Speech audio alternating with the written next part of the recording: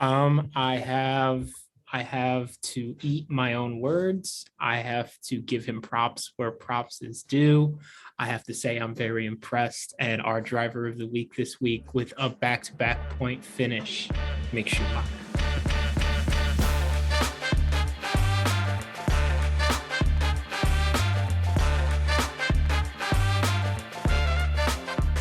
All right, this is Break Check episode 20. Episode 20. This is our 20th episode. Yeah. Wow. That one. Congrats to us. Yeah. Before we even get started, please comment, subscribe, like. We always forget to say this until the very end of the episode. We are on TikTok now. And I was looking at the views we're getting on some of our TikToks. Kind of a lot. Yeah, not bad. Yeah. So check us out on TikTok. Starting. Yeah, at BreakCheck F1. Megan will be posting clips. I will be editing. Megan will be posting. Megan will be tweeting. Megan had a bit of a tweeting spree recently. Also, I am, if you can't tell, I am in Florida at the moment, and I'm on a little balcony recording this before I hit the pool. Apologies if you can hear cars in the background. I don't think it should be too bad, but I am once again on vacation. No, I feel like anytime we're recording, you're like coming from Greece or coming from or driving to Virginia. Yeah, Megan, how you doing? I'm good. I was trying to think of anything I have coming up. I actually will be in Dallas. Not this week. I think mid next week. I'm moving my sister down to Dallas, so I will also be recording right after getting off the plane. When we come back. Yeah, join the club. Yeah. Also, just real quick before we get into the race, I do have to say my favorite thing about podcasting so far, and I think we've both gotten pretty good at it. So Megan and I are friends outside of this. Like, we regularly speak to each other, and my favorite thing is having to come in here and pretend like we haven't talked in a week. I know. Just having to catch up with each other. Like, oh, you did that today? Oh. It makes me feel like an actor. Yeah, you're putting on a show. I mean, Absolutely. You're pretty much auditioning for like the next Top Gun or whatever. I don't know. Yeah, good. Yeah, so Austrian Grand Prix, a sprint race weekend, a Ferrari win, a Mick Schumacher back-to-back week point finish, Carlos Sainz, man on fire. Initial thoughts, or do we have any news we want to get into first? Megan, take us away. Yeah, for news, I don't think there was necessarily that much. I know Seb was he was first going to be fined, and then it was kind of like a warning for storming out of the briefing early. I wish we could watch that too. I wish we were able to like kind of hear what these briefings are like. So he was fined he was going to be fined $25,000 for that, but then they pretty much just gave him a warning. And they were pretty fed up. He was pretty fed up and frustrated. It seems like he was addressing a lot of concerns that he's had for years, and the FIA, didn't appreciate that the way he was going about it, and him storming off and calling him a bad role model, which I think is one of the like most false things you could say about Seb. Yeah. One of the most, I think, giving drivers and just like outspoken when it comes to like different right movements and the environment and everything. So I don't agree with them necessarily on that. But Seb, if you do have 25,000 euros that you're no longer spending on a fine, my tuition is at play. So hit me up there. But but no, that was really it. Kind of weird that they were doing that. And then also it just seemed like there's a ton of penalties and flags that came out of this race too, which I thought was kind of weird, because we haven't seen it happen back to back for that many drivers this season. Yeah. So yeah, we can use this to segue into the race a little bit. First, one of the things I wanted to bring up was the drivers had a lot of trouble with the track limits this weekend. All of them, all of them at one point or another. I don't maybe I haven't been following Formula One enough to know if there's anything in particular about the Red Bull ring that gives these drivers problems with the track limits, but Max Verstappen was having issues with this as well. And this has essentially been where he's learned to drive since he started in Formula One. So on top of those issues with the track limits, a lot of inconsistencies in enforcing the rules. So the FIA had made it seem like it was going to be a cut and clear thing. You get off the track, you're penalized for it, or you get your warnings leading to the penalty. And it seemed like that was the case until Checo went off the track in Q2, still went into Q3, but then had all his lap times negated and started in like 13th for the sprint race. Yeah, the FIA this season has had a lot of inconsistencies. I believe that's what Vettel and Alonso were both talking about in the briefing, because it wasn't just Seb necessarily that was expressing their concerns. It seems like a lot of drivers were, but Seb is the one who stormed out due to his frustration, which, to be fair, after experiencing it for years, I don't necessarily blame him, because they have been pretty inconsistent throughout this year in years past as well. I think this year it's just a little bit more discussed, and there's also more rules that they're addressing with the drivers that necessarily weren't really bothered with or noticed before. So like during the sprint race, when Zoe's car stopped on the grid and, drivers are like, calling to their team and like calling it out, like, oh yeah, notice this.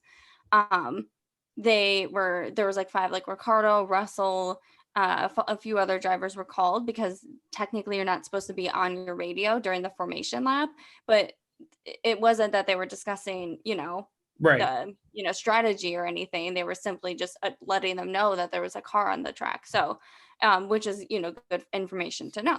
So I think it's just kind of weird what they've been calling out this year too. But. Yeah, I think after last year at Abu Dhabi, the FIA is just so sensitive to rules and enforcing them that I think they're leaving out some common sense when it comes to certain things, and I think it's hurting them and leading to some inconsistencies across the board. I thought it was rich that Christian Horner and Red Bull took data to the FIA to show that Checo and Max, or I don't remember who it was, but them going off the track did not actually provide them any advantage.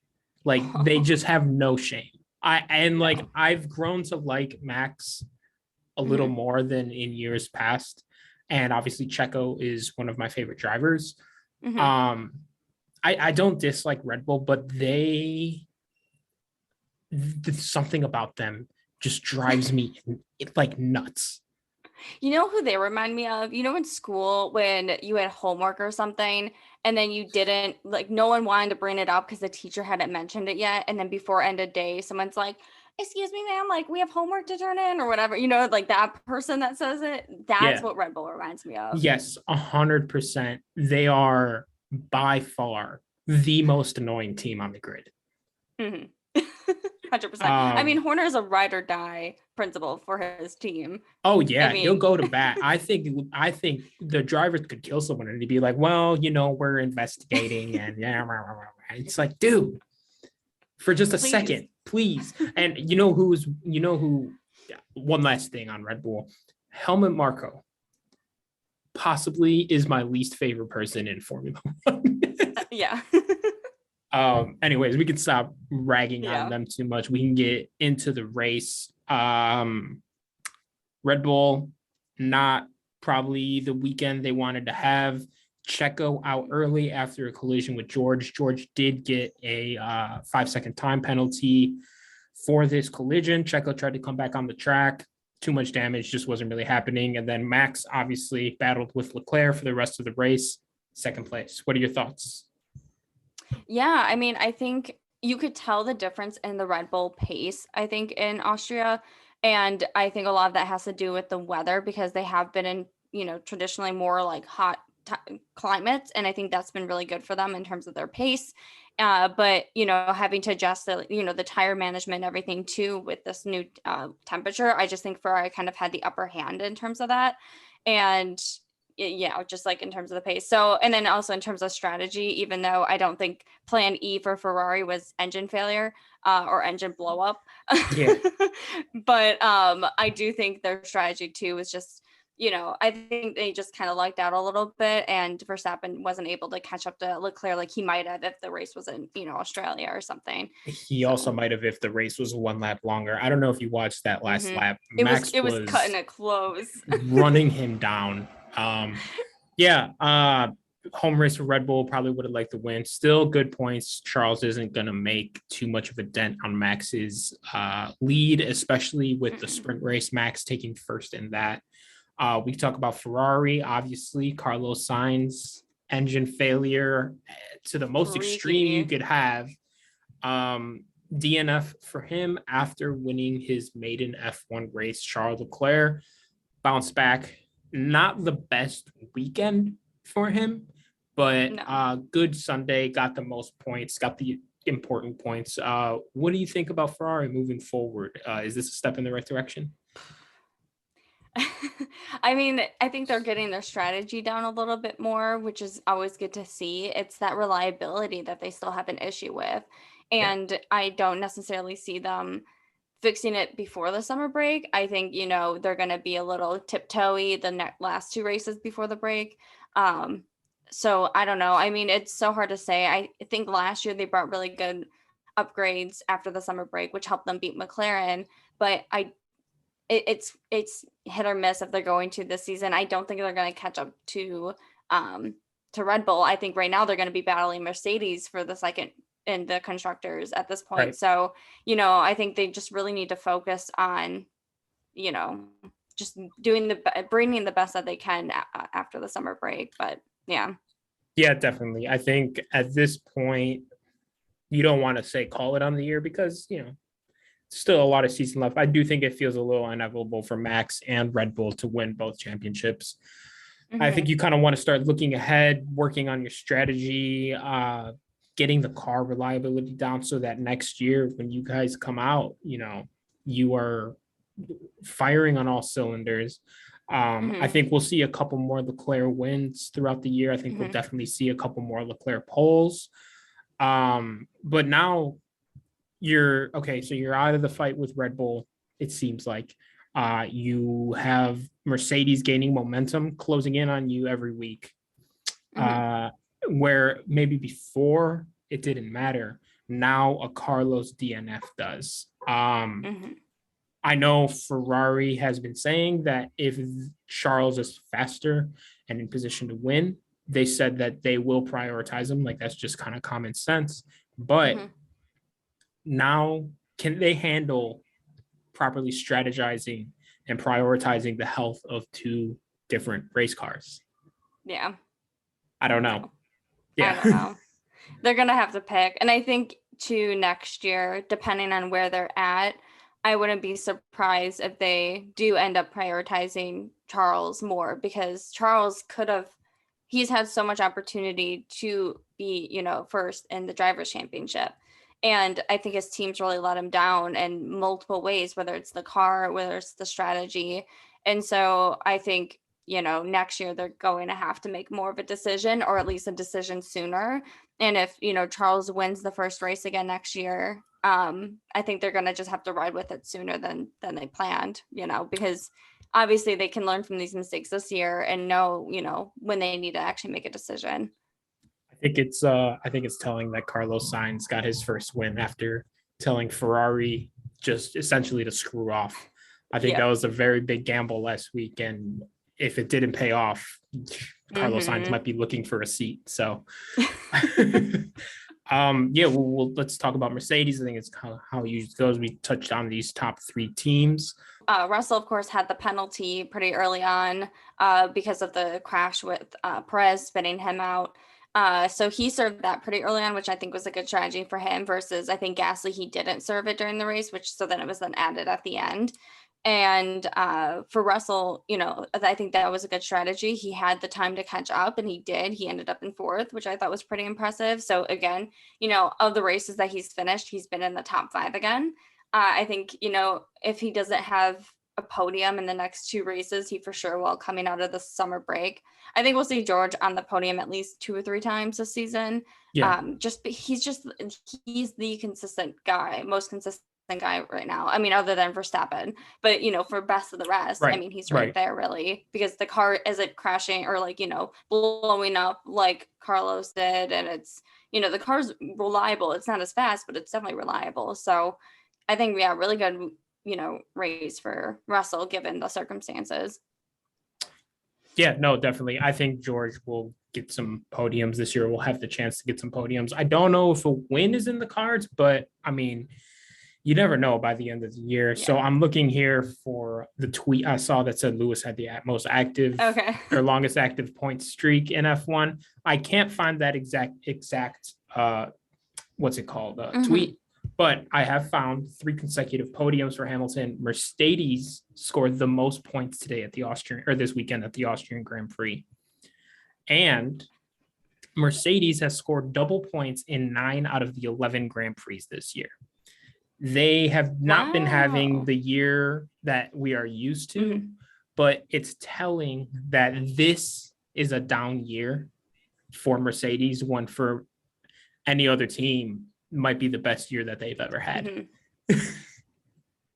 And honestly, I think that shows a lot too. If Mercedes car was up there with Red Bull, I think they would be in first. I think Lewis would be in first right now, or George. Actually, probably George. George would probably be in first right now. But still, I mean, Mercedes would be far up there because their drivers, given the car that they have, are performing so well and so consistently, and that's really impressive. And I think that's so much more important to have two really good drivers who can deliver the best they can with a car that maybe isn't necessarily up there now, because come next year, it could go anyway. Yeah, absolutely. I do expect Mercedes to come firing like Yeah. quickly next season. I don't think that they'll have that lull that they had at the beginning of this year. I think that they will be in race win contention from day one, really. And Hmm. I would like to see it. And before he retires, I think we will get one more Verstappen Hamilton World Driver Championship battle. Yeah, I agree. So I don't know how many they've had this year, but double point finish for Haas. Mick Schumacher, 6th place. Yeah, he was almost That in that top five. almost in the top five showed some huevos again. I'm really impressed with Mick right now. Mhm. It was a really racy weekend for him. I mean, after the sprint race, the frustration, I have never seen an interview with Mick where he was that angry.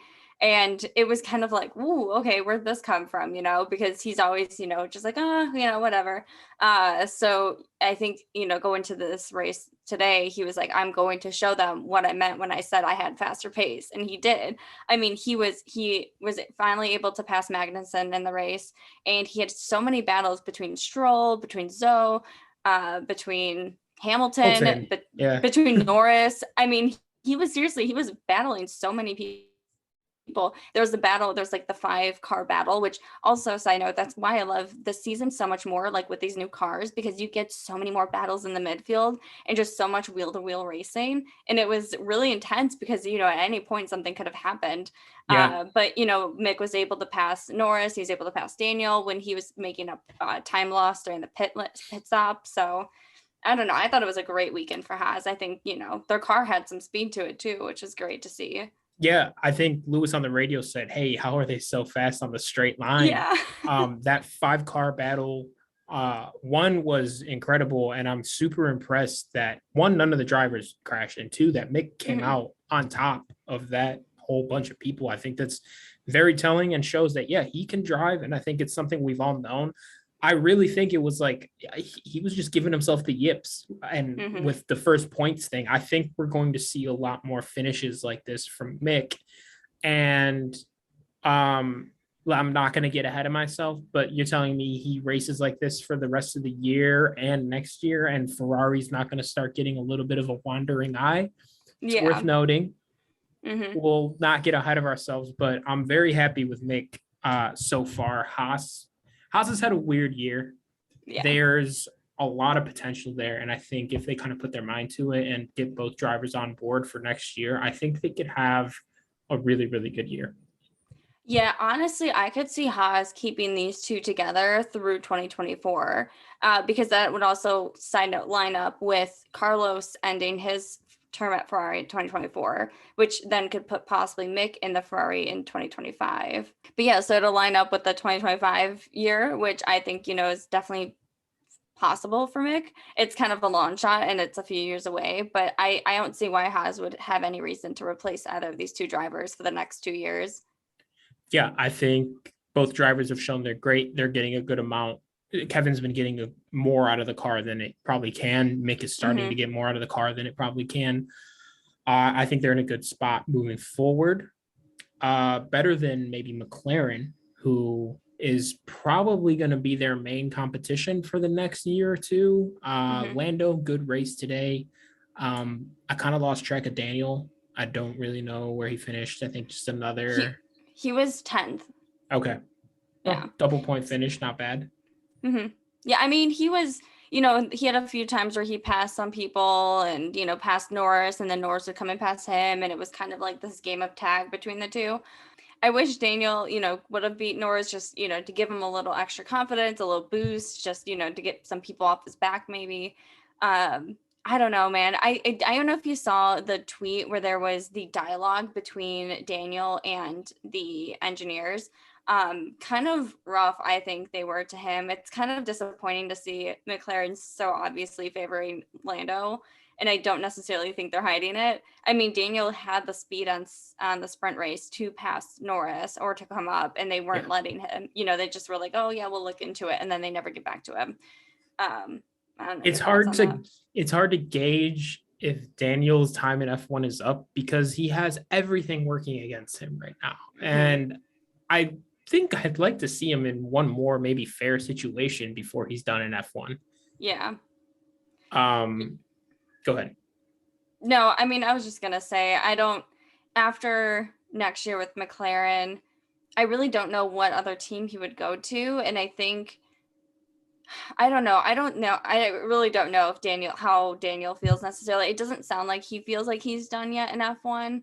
But, I think it's pretty disheartening when you're on a team that you don't fully feel supported by, so I think, that alone would, kind of maybe put me to be like, okay, well, maybe this just isn't it anymore. So. So it looks like Zoom is telling us we have 10 minutes left. I think I've got to get going soon. So we'll start wrapping it up. I have some thoughts on a couple of the other teams. We can share your thoughts. So one, really happy to see Joe racing again after last week. Mixing it up, didn't seem to be afraid. More than I could say about myself. I would have taken the week off. Valtteri, Bottas, Alfa Romeo. I think he started from the back of the grid. He had a power unit swap, so I think he faced some grid penalties there. I'd like to see Alfa Romeo have a good weekend the next couple races and then maybe come out of the summer break doing well. Yeah, that's all I really had on them. Megan, any thoughts on the other teams or Alfa Romeo? Yeah, I mean, with Alfa Romeo, Joe, very impressed with him after, such a scary weekend for him last weekend at the British Grand Prix. He had quite a few overtakes, some battles. He was battling Mick, of course. He was part of that, 5-person battle. And, I think he's got so much talent, and for being how young he is, I think he's 22. So yeah, because I think he was born 22 or 23 or something like that. But still, I mean, it's his first year in Formula One, and he's had probably one of the best rookie years since Norris. And he was a rookie in 2020 or 2019, maybe. Yeah, 2019. Anyways, but yeah, no, I think, Zoe and Bottas, I think they're, they have so much potential. I just hope that, we get to see it a little bit more in the coming races. And then in terms of AlphaTauri, I don't know what happened with them. I know Pierre had a 5-second penalty for clipping Vettel, which was unfortunate to see because Vettel was also making up points or making up time and could have probably been in points this weekend. And just another rough weekend for Vettel that's probably going to put him out of F1 if, he wasn't already contemplating it. But yeah, and then Tsunoda and Gasly were the bottom two after the 3 DNFs. Latifi DNF'd as well. He had some issues with his car, and so he just quit at the pit lane. And then Albon had some overtaking that was pretty impressive. But yeah, with Albon, just out of points by a few positions. So yeah. Otherwise, I mean, there wasn't too much happening with the other drivers. Definitely moving forward, it'd be cool to see a little bit more. Not fighting because they have been fighting in the midfield, but just like a little little more happening in the midfield. I feel like every week it's like we're getting crazy battles from the top three teams with each other. I think they're all kind of there. And it does feel a little bit like the rest of the teams. It's like every week is a new team's turn to have issues. Every week is a new team's turn to like do well. And it's not making for like the most interesting battles between each other. Could be because of the salary caps. Maybe some of those teams are starting to struggle fielding competitive cars at this point in the year. But yeah, I think we've both voiced how like disappointed we are in AlphaTauri as a team so far this year. Tough weekend for them. I would like to see some kind of turning it around. Yeah, I hope, Paul Ricard, the French Grand Prix is coming up next on the 24th, and that'll be, I think, Pierre's home race. So, hoping it's a good weekend for them, hopefully he can get in points.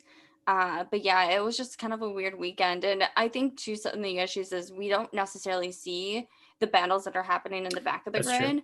And so I'll see on the, where they have all the drivers, and I'll see them all moving in the back, but we're never actually getting the clips of it. So I kind of wish the TV direction too was just a little bit more consistent of showing, other drivers versus just, whoever's in the top 3 or maybe in the top 10.